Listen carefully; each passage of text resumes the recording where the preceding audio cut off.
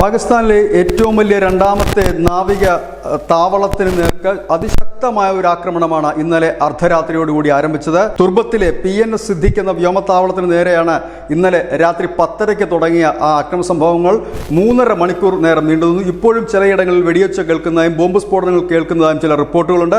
1 ഡസനിലധികം പാക് സൈനികർ കൊല്ലപ്പെട്ടു. 4 പേരെ അക്രമകാരികളായ 4 പേരെ കൊലപ്പെടുത്തിയതായി സൈന്യവും അറിയിച്ചു കഴിഞ്ഞിരിക്കുന്നു. ആ പ്രദേശത്ത് ഒരു നിരോധനാജ്ഞ പ്രഖ്യാപിക്കപ്പെട്ടിരിക്കുന്നു. ഇതിനിടയിൽ മറ്റൊരു പ്രധാനപ്പെട്ട വാർത്ത കൂടി പുറത്തു വരുന്നു.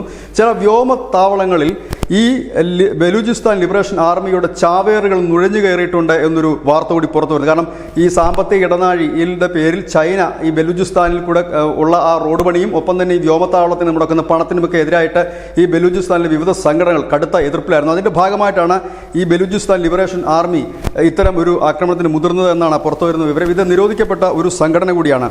ഏതായാലും ഈ പാക് നാവിക താവളത്തിൻ്റെ ആ ആക്രമണത്തിന് പിന്നാലെ വ്യോമത്താവളങ്ങളും ശക്തമായ സുരക്ഷയിലേക്ക് നീങ്ങുന്നു. കാരണം അവിടെയും ഇത്തരത്തിൽ ചാവേറുകൾ നുഴഞ്ഞു കയറിയിട്ടുണ്ടെന്നൊരു വാർത്തയും പുറത്തു വരുന്നു. News desk news India Malayalam.